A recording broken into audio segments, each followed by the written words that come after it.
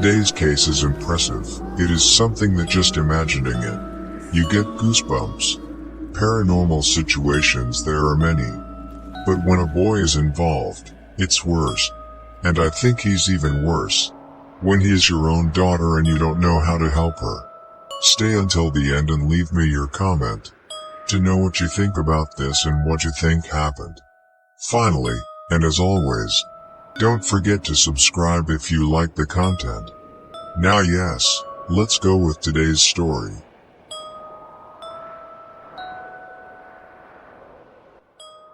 My name is LARA and I am from Cleveland, Ohio, United States. This that I am about to tell you, it happened to my eldest daughter, Jennifer, that she is now 12 years old. But at that time she was only 4 years old. That day we had gone for a walk in Geneva on the lake, which is about 70 kilometers from Cleveland.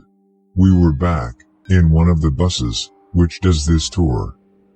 And something that is characteristic of boys, even my girl, is that they are always very restless.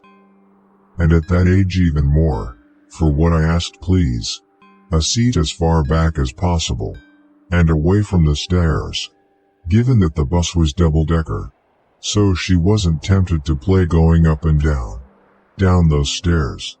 We were located at the top, and in one of the last rows of rear seats. She always had to have a stuffed animal, doll, or toy.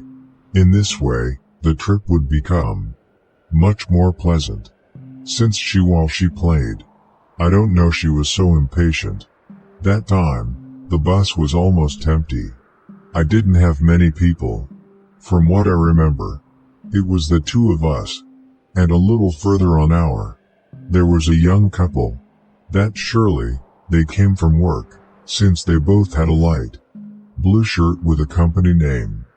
At that moment I remember that I thought that they were from a financial company I knew from Cleveland. The trip was going on, very, very calm. My girl was playing super entertaining with her doll, and I took advantage of resting a bit. But in a moment everything changed. Something happened. And I don't just change the return in a bus. Unfortunately the change, it continued for many days after that trip. Worst of all is that my own daughter, she was the one with this problem. And I just didn't know how to fix what was happening. Approximately halfway, my daughter looks behind me, to one side, and she starts laughing. I stayed looking at her, while she continued with the game. It was very normal for her to be playing, talking and singing to her toys, like any boy, until at one point, it was different. She looks behind me again, and she started laughing out loud. I looked back too, and asked her why she was laughing. She looked me straight in the eye and said, "The boy, mommy." I looked back with more attention. Maybe I hadn't seen that there was someone. But no, it was empty. There were only a few bags, leaning on the last seats. It was at that moment that I see something that I have never seen in my entire life. And in turn, it was accompanied by a feeling of fear, a chill, that today that I speak about it, I can feel it and it makes me very uncomfortable. On the floor, there was a piece of paper. This paper was rolled up, like a little tube, and at a given time, said paper began to float. I was literally floating, as if a wind lifted it. Swirl type. The amazing thing about all this is that it floated super soft. Exactly the same as seen many times on the street, with dry leaves. But the big difference, it was the smoothness with which this paper rose and fell, as if someone was actually playing with him. My first reaction was a smile, because I was surprised that this whirlpool is produced in that place. But a few seconds later, and remembering my girl's laugh, I realized that this was completely impossible. And it was not normal. To all this, I looked at Jennifer again. And she was looking and making faces towards that place, as if she was playing with someone. I asked her who she plays with and she answers me the same. There is a child there, mommy. And she giggles again. I got pretty scared there. I settled forward again. And I cut the vision space. So that my daughter, she can't see any more towards that place. And I told him to keep playing with her toys. That there was no one there. I didn't even want to move, much less look back. But somehow or other, I felt like someone was back there. And very close to us. Finally, we reached the end of our journey. And we got off that bus. Always. Without looking back, at least I. My daughter, yes, she was looking back, as if looking for someone. We got home pretty tired. We ate dinner and went to sleep. Jenny fell asleep first. And when I made sure she was fast asleep, I made myself comfortable and fell asleep. She was super tired. In a moment, I wake up for something. And I feel like Jennifer was speaking, very, very soft. Without opening your eyes. I smiled. 'Cause I guess she was dreaming. But she kept talking. And that caught my attention. Since she had never done it for so long. And so clearly. I talked to her and she told her. Jenny is dreaming, daughter. And she immediately makes me. And she tells me to shut up. And immediately she starts laughing. I reach out to touch her. Calmly she slept next to me. And when I touch her, I realized that she was not in bed, but rather that she was sitting on the bed. That caught my attention. I grabbed my phone to check the time, and the phone said 3 and 5 in the morning. I turned on the light of the lamp and I saw her, that she was sitting on the edge of the bed. He turns around and I ask him, "What are you doing?" And he answers something that, until today, he gives me goosebumps and makes my heart race. "I'm with Matthew, mommy." I ask him who is Matthew, and he answers me, "The boy on the bus, mommy."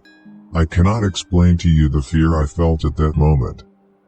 A terrifying cold ran through my whole body. I tried to hide my nervousness, and I told him to lie down, that it wasn't time to be playing. I left the light on and the night continued without problems, except me. It was very hard for me to go back to sleep. The point was, that night. It was the first of many more nights. From there all the nights that followed. Exactly 3:05 a.m. my daughter would wake up and start playing and chatting. With that guy Matthew. This imaginary friend. That I began to suspect. That it wasn't just his imagination. Was there. And in a certain way, he established a bond with my daughter. I want to clarify that I tried many times. Try to stay awake until that time to see what was going on. But always, a while before, I fell asleep. It was practically uncontrollable. I couldn't stay awake until 3 and 5 in the morning. Then I'd wake up to Jennifer's voice and seeing her. She was always sitting on the bed, in complete darkness, talking and laughing with this entity. This happened many nights. I was already scared really, and by not knowing what to do, so that this presence will leave my daughter alone. I made the decision to ask my mom for help. My mom. He belonged to a church prayer group, so I told him step by step how it all went. Ever since we got on the bus that afternoon, until the nights where that Matthew guy, he was present in the early mornings, to play with Jenny. The only thing she was sure of, is that my daughter, at no time was she afraid of what was happening. It's more, in a certain way, it amused him to meet this Matthew guy and talk to him. But to me, I was not only terrified, but she worried me that it wasn't a good thing, and this be just the beginning of something that could get complicated. My mom is a believer, and she told me that she shouldn't worry me. She said that she was going to put Jennifer's name in the prayer group, and that she was going to pray for what we were going through with my daughter, and for that soul, that if this presence cannot ascend for some reason, Let him do it in peace. And leave my daughter alone. My mother, who was in the prayer group, as I told you, she placed Jennifer's name to ask for her protection, and so that this entity or soul, she can leave in peace. One day Tuesday, my mom comes with a worried face, after having been in the prayer group, and she tells me that one of her classmates told her something that she saw during the ceremony. The next thing this prayer partner, he told my mom, was that she saw her granddaughter sitting on a bed. But what worried him the most is that in front of her, there was the silhouette of a child, or apparently resembled a child. But that this being, he had no face. My mom got more scared, because she said that this could be anything, even a demon. This is why they agreed to pray and sing some psalms for Jennifer during every day.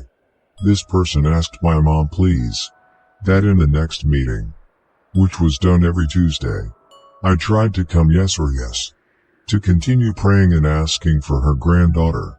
That day, that my mom told me this, there was a change. Something happened at 3 and 5 in the morning, like every early morning. Matthew woke Jennifer up. I also woke up, and my daughter with an anguished face. She looks at me and tells me that Matthew feels bad, that he is sad.